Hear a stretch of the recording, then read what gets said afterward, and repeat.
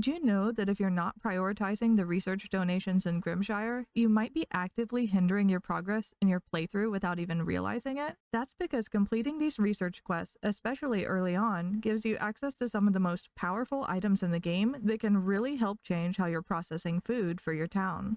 So in this guide, I'll show you how to get started with your research quests, what items you need to collect, and how to get the quests done fast so you can start reaping the rewards as soon as possible. First, let's go over how to unlock the research donation quests. To do this, you'll need to speak to Adeline, the bookish fox who lives inside the Duke's Manor in town. Speaking with her anytime after doing the first meet and greet quest should unlock dialogue where she mentioned she'd like you to bring her some specimens for her research. Once she said this, you should notice a new quest in your menus that's called Donate 15 Specimens. Unlike some of the other quests in the game, the research quests are not time-sensitive or failable, so you don't have to worry about completing them within a specific time frame or suffering a consequence for not doing them. And while the wording on these quests might be a little confusing at first, it's actually pretty simple in practice. Since the game asks you for specimens, you might start looking around specifically for creatures like bugs or thinking you need to donate items that have some sort of specimen tab or note on them. But this actually isn't the case. Instead, you'll want to check your inventory and just look for any item that has a little magnifying glass in the top right corner of it.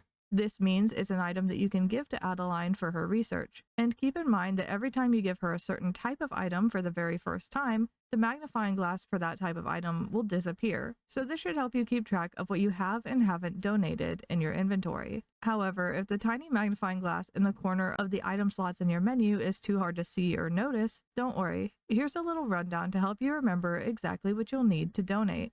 You'll want to hold on to all plants you find, whether they're crops you grow on your farm or things you find in the wild. You'll also want to hold on to the different fish you catch and a lot of the materials that you'll find within the mines. As long as you did this, this is a pretty good rule of thumb that should just help you stay on track of what you need to turn in for this. If you'd like a more detailed breakdown, or you want to know what I would suggest doing to make sure that you're getting everything you need to before the end of each season, I would recommend to plant at least one of every crop type.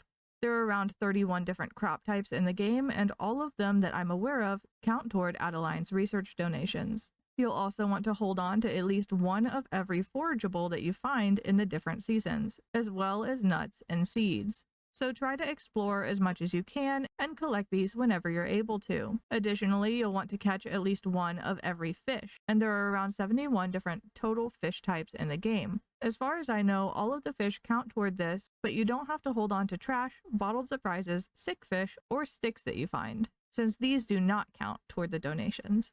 Additionally, you'll want to hold on to at least one of every mineral you find, including ore and gems. In total, there are around 24 different varieties of minerals that count toward these research quests. Keep in mind that a lot of the materials that you'll get from mining the walls of the mines also count, in addition to gems and ore. So things such as stone, clay, salt, sandstone, marble, ice chunks, and coal also count toward your donations. And I believe guano that you find in the mines does count as well. You will have to donate all of these items in order to complete the final Year 1 research donation quests.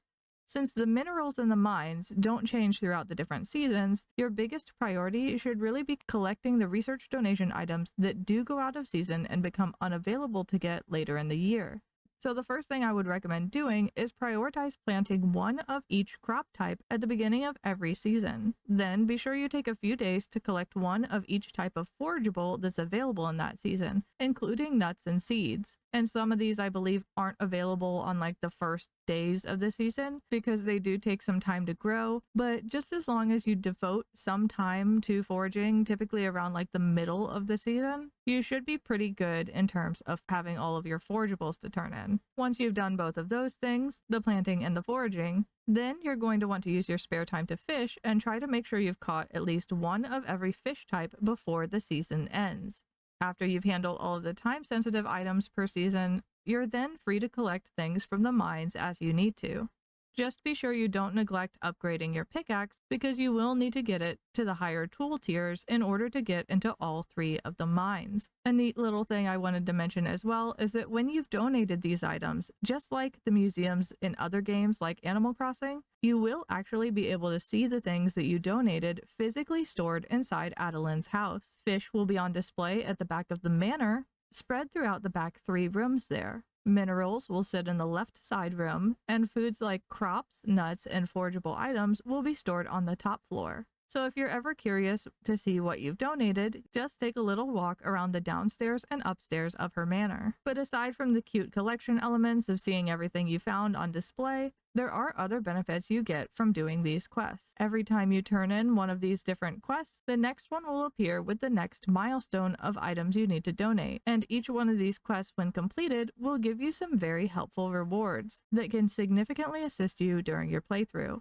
At 15 specimens donated, you'll receive the smoking hut and the recipe to craft it, which is an alternative to the drying rack, allowing you to keep preserving food even when it's raining and working faster to preserve your food as well. At 30 donations, you'll get the mushroom log, which will let you grow mushrooms on your farm. At 45, you'll receive irrigation recipes, which you can craft and then set up to water your crops more efficiently. At 60, you'll receive the kiln, which allows you to make charcoal, a better fuel that you can use in your crafting stations. At 75, you'll get the fermentation barrel, which will enable you to preserve food items using honey, salt, oil, or vinegar.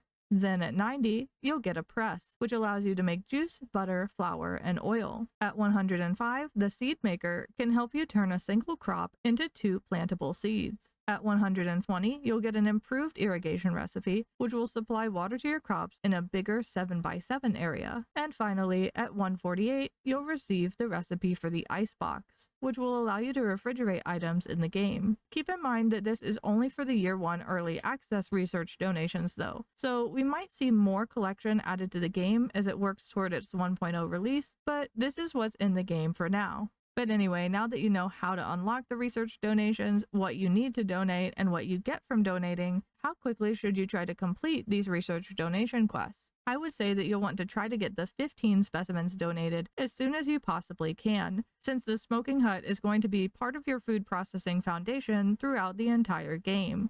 After that, the mushroom log, irrigation, and kiln are all great additions, but they're not quite as urgent. So you don't need to pressure yourself too hard to get these super fast. I recommend just taking it casually and collecting those items like I mentioned, as it feels doable for you, but you should try to get all of the seasonal fish, crops, and forageables gradually during this time, or else you'll end up locking yourself out of being able to get all the research donation unlocks done in Year 1. The next big thing that you want to aim to get from the research donation quest is the fermentation barrel. I would say you should aim to have this by midsummer at the latest. This is because that's when sunflowers come into season, and that's going to work hand in hand with you having this workstation. And it is worth it to rush the next donation in order to get the press as well, because it really goes hand in hand with the fermentation barrel.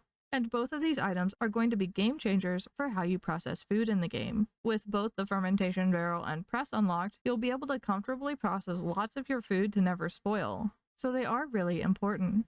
After you have both of those, the seed maker and improved irrigation are definitely nice, but not totally necessary for you to get by. And the Icebox is great too, but once again, it's not a must-have. So try not to stress out too hard if you didn't end up collecting everything during the seasons. As long as you ended up getting to the fermentation barrel and press, you'll really have all of the must-have tools that you'll need for getting through the end of the year, regardless of your selected game difficulty. But above all, just don't sleep on doing these research donation quests. All the rewards that you get from doing them are helpful in their own right, and worth getting if you are able to. Also, don't panic too much if you don't end up collecting everything in each season. As long as you end up getting at least 90 items donated, you're gonna be alright getting through the game. Hopefully this guide helped give you some direction on the most important research donation milestones that you'll want to try to reach, and when you should be reaching them in your playthroughs to help you better plan out your game strategy in Grimshire. If you enjoyed the breakdown of everything, please take a moment to like the video. And don't forget to check out my channel for other useful Grimshire guides too. Thanks a bunch for watching, and best of luck collecting those items.